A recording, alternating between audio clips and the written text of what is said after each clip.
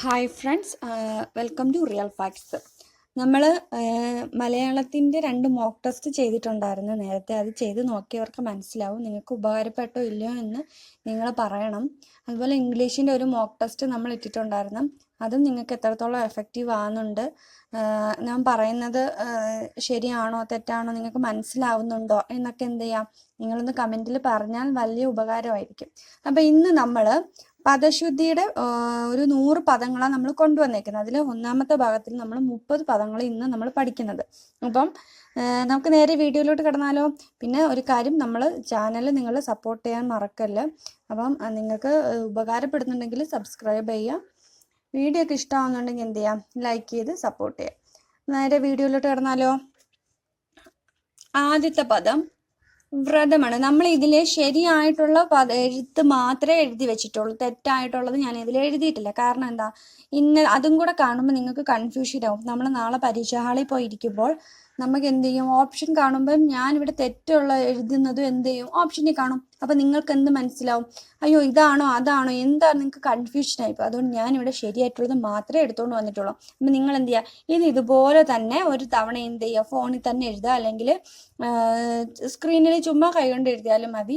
അല്ലെങ്കിൽ എന്ത് ചെയ്യുക, പേനയും പേപ്പർ എടുത്ത് ഇതുപോലെ തന്നെ ഒരു തവണ എഴുതി പോവുക. എന്നാൽ മാത്രമേ നിങ്ങൾക്ക് ഇതുകൊണ്ട് വലിയ ഉപകാരം ഉണ്ടാവത്തുള്ളൂ. അല്ലെങ്കിൽ വെറുതെ കണ്ടു പോകാമെന്ന് മാത്രമേ ഉള്ളൂ. അപ്പം നേരെ വീഡിയോയിൽ കിടക്കാം. ആദ്യത്തെ വാക്ക് വ്രതമാണ്. വ്രതം എന്ന് എഴുതുന്നത് എങ്ങനെയാണെന്ന് കണ്ടോ. നമ്മൾ ഓപ്ഷനിൽ കാണുന്നത് എങ്ങനെയാണെന്നും കൂടെ ഞാൻ ജസ്റ്റ് ഇതിൽ ഞാൻ കാണിച്ചു തരാം. പക്ഷേ എന്ത് ചെയ്യില്ലേ, നിങ്ങൾ അതിൽ ഫോക്കസ് ചെയ്യില്ല. ഞാനിവിടെ ഇത് ചെയ്തേക്കുന്നത് ഏതാണോ അതെന്ത് ചെയ്യാം, മനസ്സിലാക്കി പഠിക്കാം. അപ്പം വ്രതം, ആദ്യത്തെ ചോദ്യമാണ് വ്രതം. കണ്ടോ വ്രതം,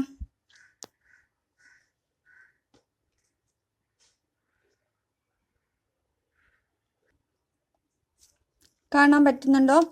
വ്രതം. അപ്പം ഓപ്ഷനിൽ നമുക്ക് വ്രതം എന്ന് കാണുന്നത് വൃതം എന്നൊക്കെ ആയിരിക്കും, ഇങ്ങനെ വൃതം എന്നൊക്കെ ആയിരിക്കും കാണുന്നത്. എൻ്റെ പേനയുടെ കളർ ഒന്ന് മാറ്റിക്കോട്ടെ, നമുക്ക് നീല പിടിക്കാം അല്ലേ. ഓക്കെ, അപ്പോൾ വ്രതം എന്നൊക്കെ ആയിരിക്കും നമുക്ക് എന്ത് ചെയ്യാം കാണുന്നത്, ഇങ്ങനെയൊക്കെ ആയിരിക്കും തരുന്നത്. അപ്പോൾ ഇതെന്താണ്, തെറ്റാണ്. തെറ്റെഴുതുന്നത് ഞാൻ ജസ്റ്റ് പറയുന്നുള്ളൂ. നിങ്ങൾ ശ്രദ്ധിക്കേണ്ടത് എന്താണ്, ഇത് മാത്രം നിങ്ങൾ എഴുതുക.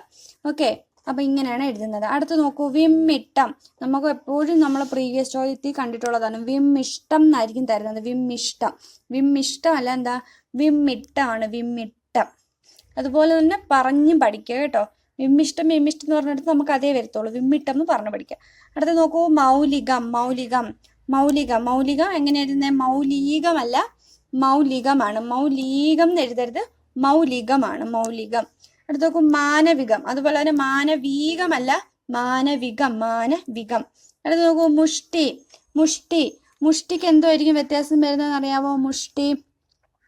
മുഷ്ടി ഓപ്ഷനിൽ വരുമ്പോൾ ടായിലായിരിക്കും വ്യത്യാസം വരുന്നത്. വട്ടത്തിലുള്ള ടായ് ആയിരിക്കും അവിടെ ഇട്ട് തരുന്നത്. മുഷ്ടി ഇങ്ങനെ ആയിരിക്കും വരുന്നത്. നമുക്ക് എന്താ വേണ്ടത്, മുഷ്ടി, ഈ ടായാണ് വരേണ്ടത്. ആദ്യത്തെ ടായാണ് മുഷ്ടിക്കുള്ളത്. ആദ്യമേ നമ്മൾ കൈ ചുരുട്ടുമല്ലേ ചെയ്യുന്നത്. ഒരാൾ ഇടിക്കാൻ വരുമ്പോൾ ആദ്യം നമ്മൾ കൈ ചുരുട്ടും. അപ്പോൾ ആദ്യമേ ഇടാം. അപ്പോൾ ആദ്യത്തെ ടായെന്ന് ഓർത്തിരിക്കാം. അടുത്ത് നോക്കൂ, മടയൻ കണ്ടോ. മടയനും എന്ത് വരത്തുള്ളൂ, ഈ ഡായായിരിക്കും ഓപ്ഷനിൽ തരുന്നത്. തെറ്റാണ്. ഏതാണ്, മടയൻ. ഇങ്ങനെയാണ് മടയൻ എഴുതുന്നത്. അടുത്ത് നോക്കൂ, മധ്യാനം. നമ്മൾ സാധാരണ മധ്യാനം പറയുമ്പോൾ നമ്മൾ എന്ത് എഴുതുന്നറിയാവോ, മധ്യാനം ഇങ്ങനെ എഴുതത്തുള്ളൂ, മധ്യാനം. അപ്പം ഇതാണോ, അല്ല. ആ മധ്യാനത്തിന് എന്താ, ഒരു ഹായും കൂടെ ഉണ്ട്. ഒരു ഹാ ഇവിടെ സൈലന്റ് ആണ്, മധ്യാഹ്നം. അപ്പം മധ്യാഹ്നം എന്ന് തന്നെ നമ്മൾ പഠിച്ചു വെക്കാം, പറഞ്ഞു പഠിക്കാം, മധ്യാഹ്നം. അപ്പം ഒരു ഹാ ഉച്ചരിച്ച് പഠിച്ചോളൂ, മധ്യാഹ്നം ആയിക്കോളൂ. എന്നിട്ട് നോക്കൂ, നൈഷ്ഠികം. ഇത് കൂട്ടിച്ചേർത്താണ്, നൈന്ന് തന്നെ കേട്ടോ ഇങ്ങനെ ഇരിക്കേണ്ടത്. ഇപ്പം ഇവിടെ എന്തോ ടൈപ്പിംഗ് മിസ്റ്റേക്ക് വന്നത്. നൈഷ്ഠികത്തിൻ്റെയും ടായ് ആയിരിക്കും ഇവിടെ മാറ്റി തരുന്നത്. ആദ്യത്തെ ടാ തരും, പക്ഷേ എന്താണ്, വട്ടത്തിലുള്ള ടായാണ് നൈഷ്ഠികം എന്ന് പറയുന്നത്. അടുത്ത് നോക്കൂ, അൽപ്പത്തം. നമ്മൾ അൽപ്പത്തരം എന്ന് പറയും അല്ലേ, അൽപ്പത്തരമല്ല, എന്താണ്, അൽപ്പത്തം. അല്ലെങ്കിൽ എങ്ങനെ വരും, അൽപ്പത്തം എന്ന് പറയുമ്പോൾ ഇപ്പ വരും, ഇങ്ങനെ എഴുതും. ചിലപ്പോൾ ഇങ്ങനെ എഴുതാം, ലായും പായും കൂടെ ഇട്ട് എഴുതാം. നമ്മളിവിടെ ഇപ്പോൾ ഇങ്ങനെ തന്നെ എഴുതി കാണിക്കാം, അൽപ്പത്തം. ഇപ്പ വരും, ഇപ്പ വന്ന എന്താണ്, അവിടെ തെറ്റാണ്, അവിടെ ഒരു പായേ ഉള്ളൂ, അൽപ്പത്തം. അവിടെ നോക്കൂ, നിവർത്തിയും ഉണ്ട്, നിവൃത്തിയും ഉണ്ട്, നിവൃത്തിയും ഉണ്ട്. ഇങ്ങനെ വ്രാ തരാം, അല്ലെങ്കിൽ വ ഇറ് തരാം. ഇത് രണ്ടും എന്താണ്? ഇത് രണ്ടും തെറ്റാണ്. നമുക്ക് എന്താ വരേണ്ടത്? നിവൃത്തിയാണ് വരേണ്ടത്. അതുപോലെ പ്രവൃത്തിയുണ്ട്, പ്രവർത്തിയും ഉണ്ട്. അത് നൗണിലും വെർബിലും വ്യത്യാസം വരുമ്പോഴാണ് പ്രവർത്തിയും വരുന്നത്. മനസ്സിലായോ? അത് നമുക്ക് പിന്നീട് ക്രിയകളൊക്കെ പറയുമ്പോഴാണ് നമ്മൾ അവിടെ പഠിക്കുന്നത്. ഇത് ഖഡ്ഗധാര. അടുത്ത് നോക്കൂ, ഖഡ്ഗധാര. ഖഡ്ഗധാരയിൽ വരുന്നത്, ഖഡ്ഗധാരയുടെ വാക്ക് എന്താണ്, എങ്ങനെയാ തെറ്റ് വരുന്നതെന്ന് അറിയാമോ? ദായിലാണ് അവിടെ വ്യത്യാസം വരുന്നത്. ഈ ദായായിരിക്കും അവിടെ തരുന്നത്. ഇതാ തന്ന എന്താണ്? തെറ്റാണ്. ഖഡ്ഗധാരയാണ്. ഖഡ്ഗധാരയാണ്. ധാര ഉണ്ടോ? അടുത്ത നോക്കൂ, വിഭൂതം. വിഭൂതത്തിൻ്റെയും ദാ മാറും, ഈ ദാ തരും. ഈ ദാ തന്ന എന്താണ്? തെറ്റാണ്. ഇത് തെറ്റാണ്. നമുക്ക് ഏതാ വേണ്ടത്? വിഭൂതം. ഇതാണ് ശരി. അടുത്ത വിഭുത്വം കണ്ടോ? നമുക്ക് ഇത്താ തരും. വിഭുത്വത്തിന് ഇത്താ വരാൻ സാധ്യതയുണ്ട്. അങ്ങനെ വന്ന എന്താണ്? അത് തെറ്റാണ്. നമുക്ക് വിഭുത്വമാണ്. വളരെ സിമ്പിളായിട്ടാണ് പറയുന്നത്. വിഭുത്വം എന്ന് വെച്ചാൽ എന്താ? പ്രഭു അല്ലേ, വിഭു. അതിൻ്റെ അവസ്ഥ, ആ ഒരു അവസ്ഥയാണ് എന്ത് പറയുന്നത്? വിഭുത്വം എന്ന് പറയുന്നത്. അതുപോലെ ഖഡ്ഗധാരയുടെ അർത്ഥം എന്തോന്ന് അറിയാമോ? ഖഡ്ഗധാര ഞാനിവിടെ പറയുമ്പോൾ മറന്നുപോയി പറയാൻ. ഖഡ്ഗധാര എന്ന് പറയുമ്പോൾ നമ്മുടെ വാളിൻ്റെ വായ്ത്തലേക്കില്ലേ, വാളിൻ്റെ മുറിച്ചേറിയ ഭാഗം, അതൊക്കെയാണ് ഖഡ്ഗധാര എന്ന അർത്ഥം വരുന്നത്. അടുത്ത് നോക്കൂ, ഷർദൂലം എന്ന് പറയുമ്പോൾ ഇവിടെ നമുക്ക് തരുന്നത് ഇതാണ് നമ്മുടെ ശരിയായിട്ടുള്ള വാക്ക്. നമുക്ക് തെറ്റ് പറയുമ്പോൾ ഒരു ദായങ്ങാണ് വരിക നമുക്ക് തരുന്നത്. ഷർദൂലം എന്ന് വരും. ഷർദൂലം. നമുക്ക് എന്താ വേണ്ടത്? ഷർദൂലമാണ്. കണ്ടോ? നോക്കൂ, ജനയിത്രി. നമ്മൾ പറയുമ്പോൾ എങ്ങനെ വരും? ജനയത്രി വരും. യത്രി എന്ന് വരും. ജനയത്രി എന്ന് എഴുതും. അങ്ങനെ വന്നാൽ എന്താണ്? തെറ്റാണ്. നമുക്ക് എന്താ വേണ്ടത്? ജനയിത്രിയാണ്. ജനയിത്രി. ഓക്കെ.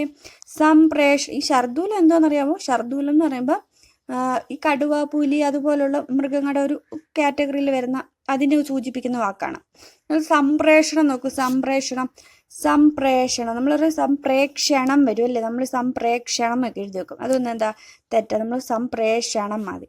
അപ്പം ഇത്രയും നിങ്ങളൊന്ന് എഴുതി നോക്കിയെന്ന് ഞാൻ വിശ്വസിക്കുന്നു. നമുക്ക് അടുത്ത സ്ലൈഡിലോട്ട് പോയാലോ?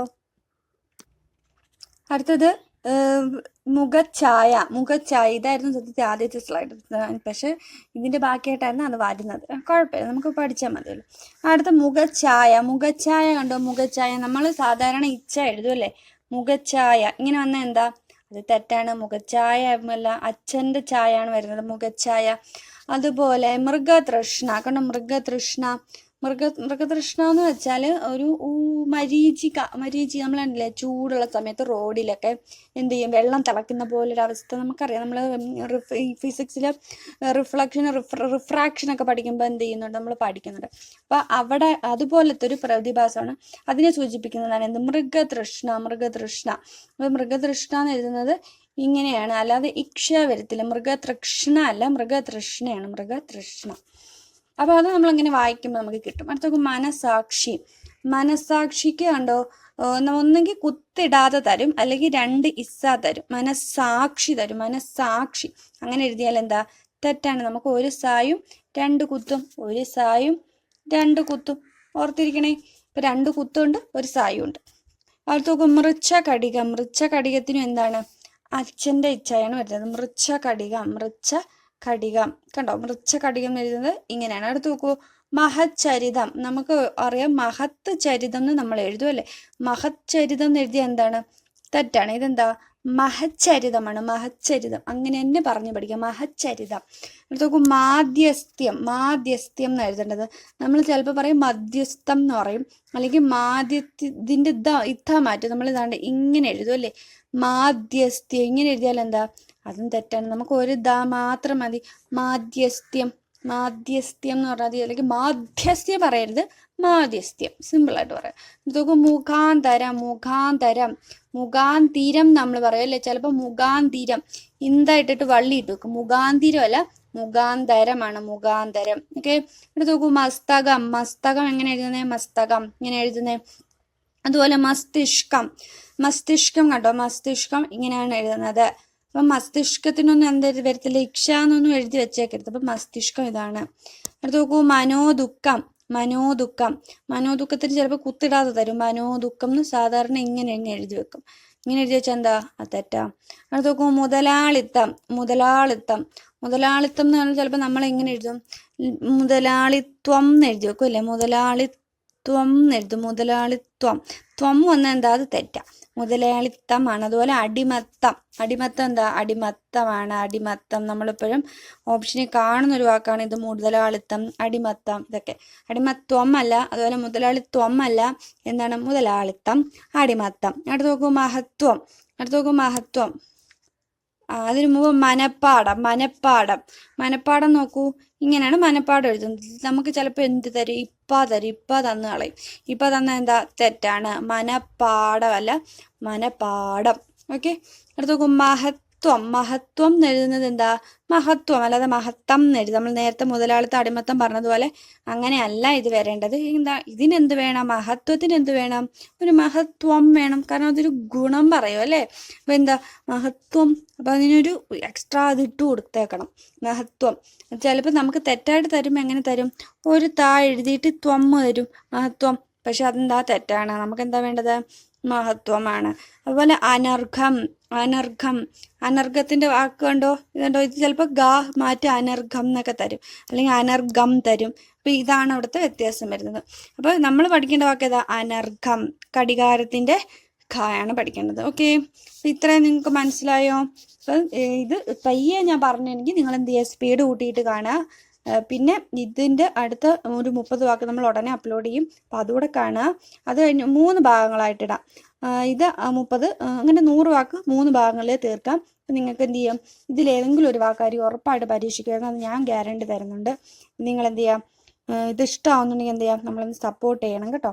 അപ്പം ഓക്കെ, അടുത്ത വീഡിയോയിൽ കാണാം. Thank you.